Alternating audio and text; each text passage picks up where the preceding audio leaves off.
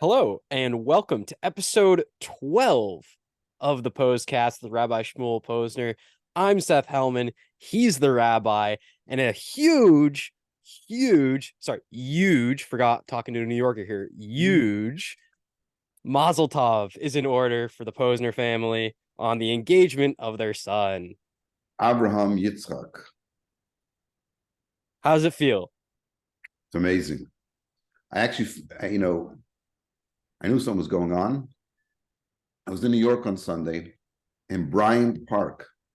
You know what that is? No, I have no Manhattan. idea who that is. It's Manhattan on 47th Street, 46th Street. Oh, Bryant Park. Yes. It's a very Yes, nice place. I thought you And said you so, were with a guy named Brian Park. And I was no, like, no, I I was have no in idea who Bryant Park with a Brian guy Park named is. Zach, talking to Zach.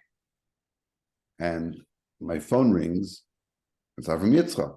I said, Avram Yitzchak, can I call you back later? He says to me, where are you? I said, I'm in Bryant Park with Zach. He said, no, I got to talk to you now. I said, okay, talk. And he said to me, I proposed. I'm like, my head like exploding with like such excitement and such joy. And I spoke to him for another 2 minutes and I hung up. And I during the moment when I'm having this conversation with him, like I'm not even aware where I am, like this, like, and so when I hang up and I like look at it, he's sitting over there and he has like this kid Zach, like has this smile and he's like, he heard half the conversation and I filled him in and it was like, it was incredible. Yeah. Amazing. Baruch Hashem. So here's No, the when your question. son, when your son or daughter gets engaged, it means they found the other half of their soul. That's what marriage is. That's why when you find your other half of your soul, you say, okay, we'll get married in 2 years. Like, no, 2 months max. Even that's much too long.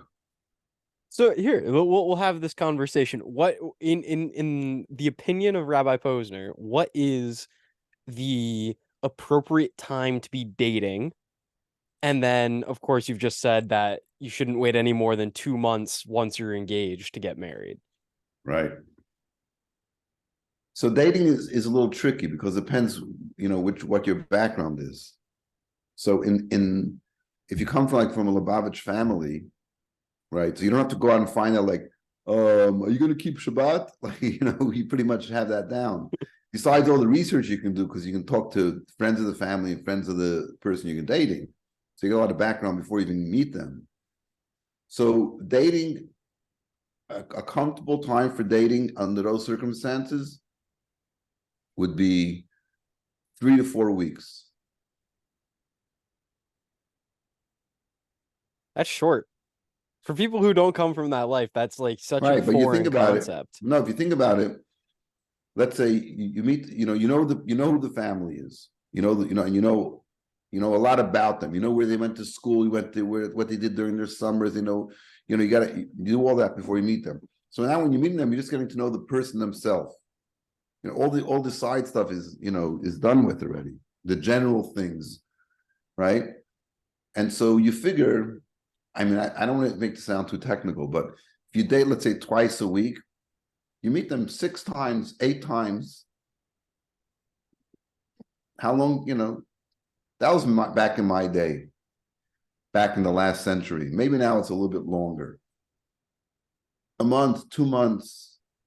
But that's pretty much after that, like what more do you want to know about them? Now, if you're coming from a more secular upbringing, then you can extend it like to 6 months. But even that is a little bit too much. 3 to 4 months. I was talking to a certain person. I won't mention his name. And I said, and he met this woman he's been dating for. I said, how long are you dating? I think he said 3 months.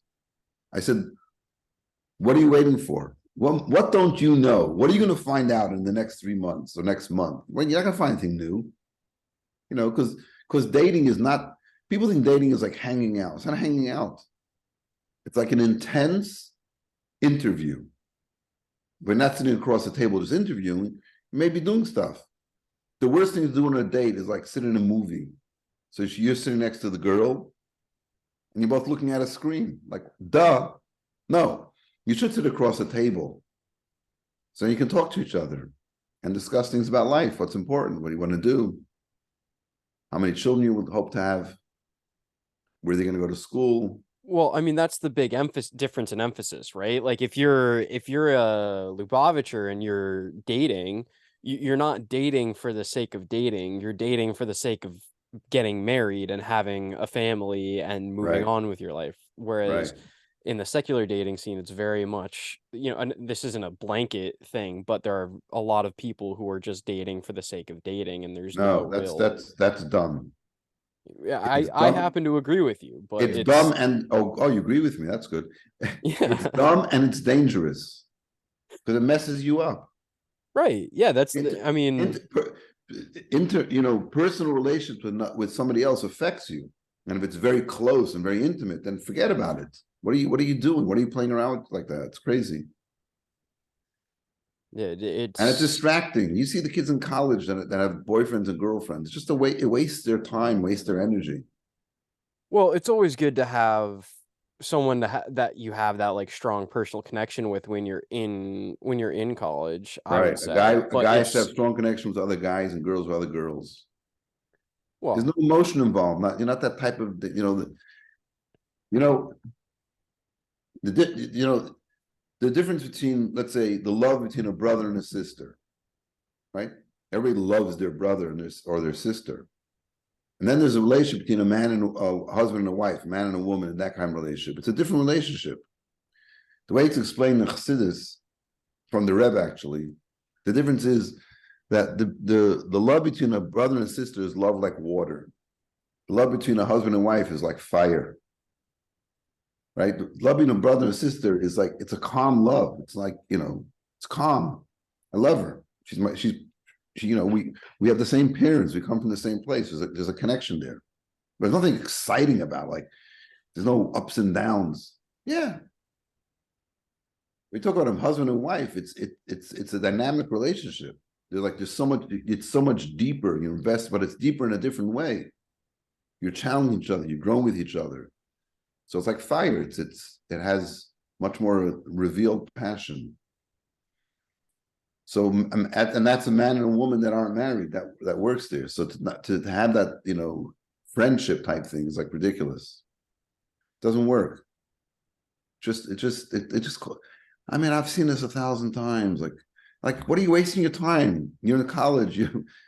What are you sitting there when you change? And then well, there's I mean, all the guilt. You didn't do this. You didn't do that. And same thing also with engagement. Engagement is a stupid thing. Once you know you're going to get married, just get married already. Like we're not single. We're committed to each other, but not really committed. I can still do what I want because I'm just engaged. I'm not required to be somewhere at a certain time to be there because she's there or not there. So in summation, we have to take relationships between men and women on a much more deeper spiritual soul thing. And when I say those words, I say, oh, soul, spirit. No, we're talking about from Hashem's plan and creation, that a man and Adam and Chava created together, they were separated, and Hashem says, go find each other. So that's what you're looking for. You're looking for the other part of yourself to complement who you are. So when you're ready to make that commitment to each other, then go look for the other half. And then once you find it, get on, connect, move on. make sure their mother's Jewish. Oh, yeah. Well, that's the number one question. If you're dating someone, they're not Jewish, you're out of your mind. Well, yeah, There's for no the people who are connection. listening to this podcast, for the most part, yeah, that's not something they even think about. But they're, I'm not sure think who's listening to about this. the audience that you have as a Chabad on campus rabbi. Right. So yeah, that's a good question. So that's challenging because I have to then, because if they don't, first of all, if they're talking to me, that means they're cognizant of the fact that they're Jewish. If they didn't care about Judaism, they wouldn't be talking to me. Now what I have to do is have them understand how essential their Judaism is to them. Once they understand how essential their Judaism to them, then they'll also understand that they want to have a mate who has that same connection. So you connect on different levels. You connect on the financial level. We're gonna get married and file the joint tax return. Chaim, right? Then you go deeper. We connect emotionally. We connect. Practically, and then we connect on the what's so important to who you are. You're a Jew. Are you connecting as a Jew? Is there a soul connection? No, is no soul. Only a Jew would consider marriage in terms of filing a joint tax return. It's like the most stereotypical thing I've ever heard. But it's true. It's true. It's external, but if you get closer and closer, it's way out there. You can't even see my hands. Oh, no, they are. No, this is when you're married. Tax returns are outside off the screen. No, I'm just saying that connection. So yeah, if they could understand, yeah, but that's the point. That's the key thing. If somebody's thinking of marrying a non-Jew, I say to them, do you care about Judaism? If they don't care, there's nothing to talk about. And the question is, how much do they care about? How essential is it to you?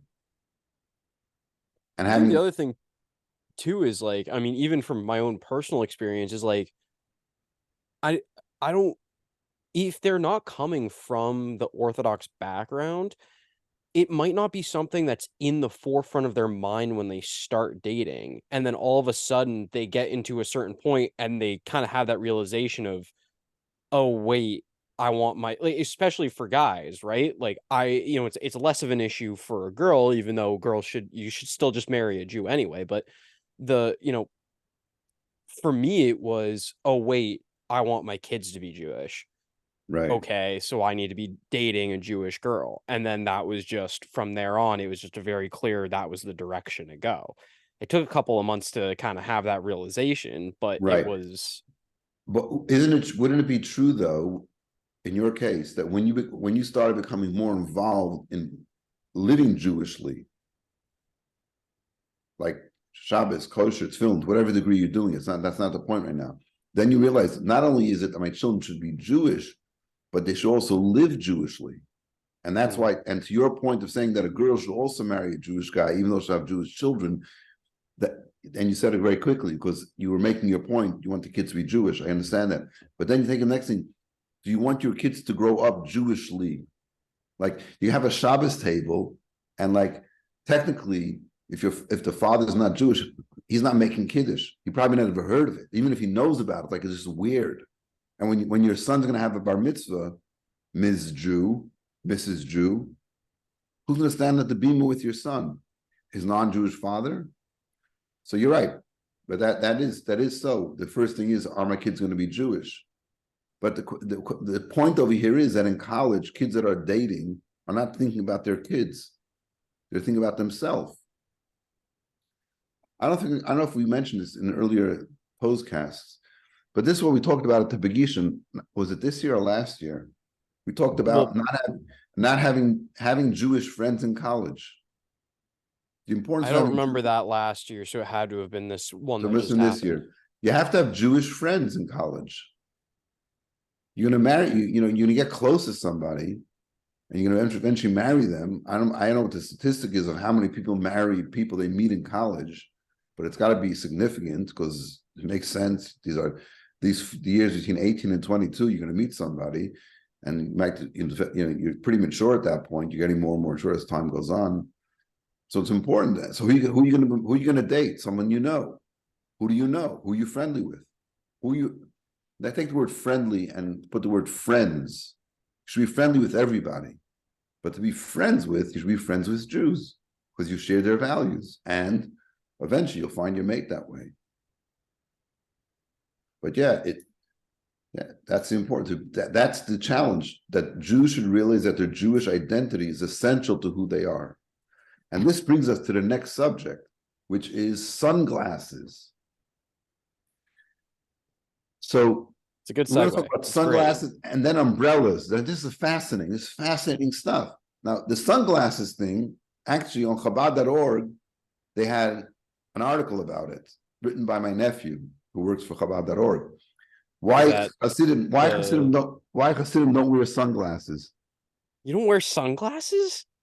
Now, I was a little surprised that also, because when I went into Israel, I got these clip-ons for my, because in Israel, Oh my God, you're so... I love how every single Jewish dad is the same. Every single one of them. Every single Jewish dad who has prescription glasses has the clip-on at some point in their life. yes, They may not wear okay. them now. They Wow, have. now you know I'm a Jewish dad.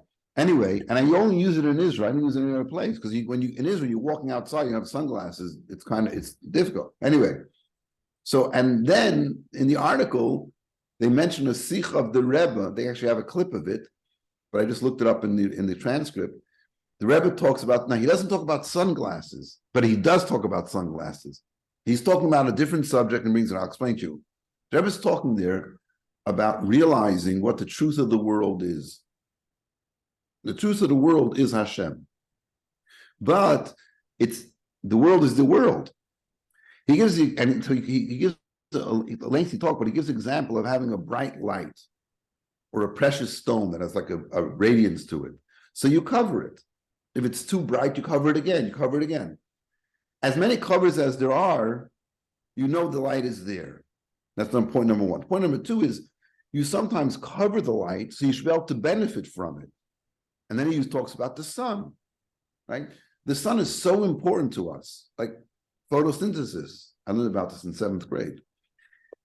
That makes the next thing, like the sun makes things grow. So the sun is really important. But when we walk outside and want to look at the sun, it'll hurt our eyes. So what do? We put on tunkele brillen, a tunkele gloves. That means a dark glass, sunglasses. You put on sunglasses, so you should be able to benefit from the sun without it hurting you. So you have this balance over here. We want the sun to be the sun because it's so beneficial to life. We also have to protect ourselves from it. While we're protecting ourselves from the sun, we know what the sun is. We don't forget about it. And the same thing is also with the body and the soul. The life of the person comes from the neshama, from the soul. But it's put into the body because then the body can function. But when it's in the body, it's like there's sunglasses. But you want to make sure that the sunglasses aren't only there to allow the sun to be productive. You felt when you walk out in the sun, you should be able to see where you're going. You don't want the sun to be turned off. You want the sun to be there, but you don't want it to hurt you. You have to remember that your soul is in the body, so the body can function. You want the soul to be there, and you want the body to be there because the body is what has to do the mitzvahs. So the body is like the sunglasses, the neshama is like the sun. So I thought it was very, very, amazing that analogy is just so perfect, so instructive of the balance between body and soul. And by the way, you can go look up the article, but why don't Hasidim wear sunglasses? I never thought about this in my life. I never thought about it, because you're right. My father, who you met, he should be well. He also had, I don't know if he had clip-on, but I think he had two, he had prescription sunglasses. Anyway, so yeah, that is but I never thought why Chassidim don't wear sunglasses. So he suggests two things. One of them is that since Chassidim wear a black hat, or you're wearing a red hat, that would also work. So it naturally there's a certain shade over your eyes. I think you just made up the and the other thing is, which resonated more, that sunglasses are not in society are not just functional, but sunglasses are also like a fashion statement. Yeah? Yes. In many ways. People buy certain kind of glasses, right? That's why you see most Chassidim when they wear glasses. You know the Rebbe had glasses, you know that? That he had glasses? I don't know that I've ever seen him wearing glasses. No, you don't. The Rebbe had reading glasses. Mm. And of course, what were the rims like? Simple, the brown or black, I think it was brown plastic rims, right? So it wasn't a fashion statement, it was a function thing. So the reason why Chassidim didn't wear sunglasses is because it became such a popular fashion thing, and we shun, physicality as just a way of showing off. So anyway, but the more important thing is the lesson that we learn from sunglasses. Now we go to the next thing. What is that? Umbrellas. again, a thing I never thought about it. I never thought about it, but I knew the Rebbe didn't use an umbrella. Everybody knows the Rebbe didn't use an umbrella. We've seen the Rebbe come and go hundreds of times. Never saw him using an umbrella. So here's the story. I was in Crown Heights on Sunday, and you know what the weather was on Sunday? It was raining really hard. So I went to daven Ma'ariv in 770, and I had an umbrella. I took it from my brother's house, one of those big jumbo umbrellas, right? Right. I'm walking back from 770, and passes me is my good friend. He's older than me, but he's my friend, and I consider him, I don't know if he considers it, but I consider him to be somewhat of a mentor, and definitely a source of Hasidic knowledge. He's a teacher in Crown Heights, wonderful guy. His name is Shalom Tanav. He's rather short, not very short, but short, and he walks around like a Hasidic scholar, very humbly. So he passes me. I said some good night to him or good evening, whatever. And as he passes me, as I walked like another 10 steps, I realized that it was raining hard and he didn't have an umbrella, but I had an umbrella. And I was like rushing to get back to the house because it was, even though you have an umbrella, it's still not comfortable to walk in the rain. Then I thought, wait a second, he's walking and he was walking in the opposite direction of me, right? Then I said, oh, that's so not nice. If you respect this man, you should let him walk under your umbrella. So I turned around, I caught up with him, and I started walking with him. In the opposite direction. No, yeah, in his direction. And I said to him, this is what I said to him. I said, why don't you have an umbrella? Is it because of batlanis or haskashrus? What does that mean? I said, do you not have an umbrella just because you're like a scatterbrain and like you didn't think of it? Or is it because hiskashrus means lekasher, means to bind yourself? And by Chassidim, there's this idea of being mekusher to the Rebbe, means connected to the Rebbe. Not just connected, but connected in a deep way. The Rebbe talks about this in Tanya, quotes the Gemara. You should attach yourself to a tzaddik. Now, of course, Chassidim asked the Rebbe, how can we be connected to you? What did the Rebbe say? Learn the Torah that I learn, do the mitzvahs that I do, follow my guidance, right? But then there's also the other things that sometimes a chassid will do something, and there's really no good reason except that's what the Rebbe does, right? Which is a pretty good reason. So he said to me, he thought for a second, he said, hiskashrus. Means he said, I don't have an umbrella because the Rebbe didn't use an umbrella. Oh, and then we walked along, and I stood outside his house for a couple minutes. I was talking about the Tanya I was learning. Then I started thinking to myself, why didn't the Rebbe use an umbrella? So there's another Hasidic scholar. His name is Yossi Paltiel. You can hear his teaching. He's a great teacher of Hasidus. His website is insightchasidus.org. Okay, anyway. So I sent him a message. I said, give me something on the Rebbe and umbrellas, right? And you think, what is there? So he sent me back a couple of voice notes. He said, this is what I have on umbrellas. Like, oh man, this is exciting. So he said, one time somebody asked the Rebbe about not using an umbrella, and the Rebbe said something to the effect of, have you ever seen a soldier with an umbrella? Right? Think about it. Soldiers go to war, they're not carrying an umbrella. That's one thing. Then there's another thing was that Rebbe once said, in fact, he said a story that the Rebbe's mother had an aide that helped her, who was a Jewish woman, but she wasn't actually very, very observant. And she told the story to another woman who told the story to Rabbi Paltiel. And here's the story. The Rebbe would visit his mother every day. And she was there once, and somehow the subject of umbrellas came up with the aide. And the Rebbe said to her, why would you want to separate yourself from the rain of blessing that's coming from Hashem?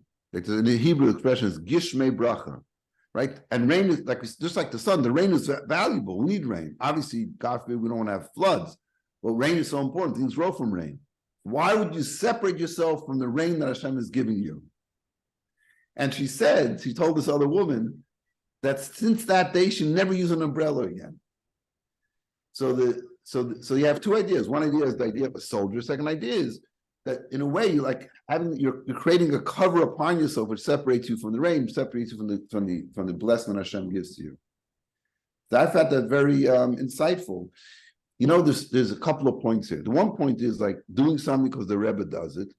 The other point is, like, which I think much more important to some degree, how the Rebbe, how things that you think are like, okay, the Rebbe used umbrella, like whatever, who knows why? And here, like, there's like, it's a thought out idea. It's like, and even, you know, people always, you know, somebody once said, you know why I became more observant? I became an observant Jew because I learned that Torah has an opinion about how you tie your shoes in the morning. Like, what do you right? Because you know, you put the right shoe on, and you put the left shoe, and you tie the left shoe, and then you tie the right shoe. Because you know the right side is predominant in Torah. Also, the right comes first. When it comes to tying tefillin, you tie the tefillin first. You know, on the left hand. Sorry, so that's what you do. Tie. You put on the right shoe. And here also, you think like wearing an umbrella, carrying an umbrella. What's the big deal? No, it's an awareness of creating a separation between yourself and Hashem when Hashem is giving you a bracha. Wearing sunglasses. Every time I put on sunglasses, you think about, oh, the sunglasses remind us that the body is a shield for the soul, so the body and the soul together can serve Hashem. So I think that's a powerful approach to life. Always recognize that everything that exists has the godly aspect to it and the Torah aspect to it. So everything you're doing, somehow, how can I connect this to Hashem?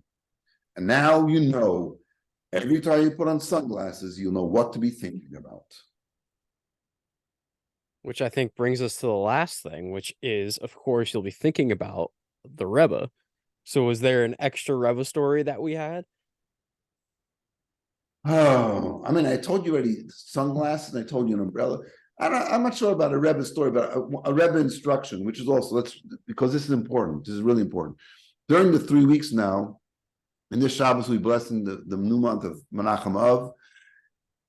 So during this time, we, you know, restrictions. No buying new clothes, no weddings, no go swimming during the 9 days. And the Rebbe said, we got to find the positive thing here. The positive thing is that days of mourning and fasting is only a means to accomplish something so it can be transformed, make these dark days into light days. And he said, you know what, guys? What we need to do is to learn about the Beis HaMikdash. We want the Beis HaMikdash, it was destroyed, we want it to be rebuilt. And when you study Torah, that's like rebuilding it, especially about the Beis HaMikdash, where Hashem says to Yechezkel, the prophet, teach him about the Beis HaMikdash. Yechezkel says, we're going to teach him about the Beis HaMikdash. It's not going to be built, they're in exile. He said, no. When you learn about it, it's like like you're actually participating in building it. So that's important. Every day, you go to Chabad.org, they have all kinds of classes, or you can pick up anything else and like really be focused during these 3 weeks about studying about the Beis HaMikdash, what it actually looked like, how it functioned, all those types of things. And Hashem will say, oh, wow, my children, the Jewish people, are so interested in the Beis HaMikdash.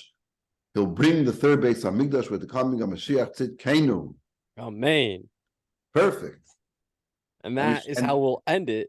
Oh, wait, do you have more? Yeah, no, I was going to say, and until that time, Hashem should continue giving our family and all the Jewish people many reasons to celebrate. Amen. All right, so that is how we will end episode 12 of the Pos-cast with Rabbi Shmuel Posner. Thank you so much for joining us. We'll be back next week, same time, same place.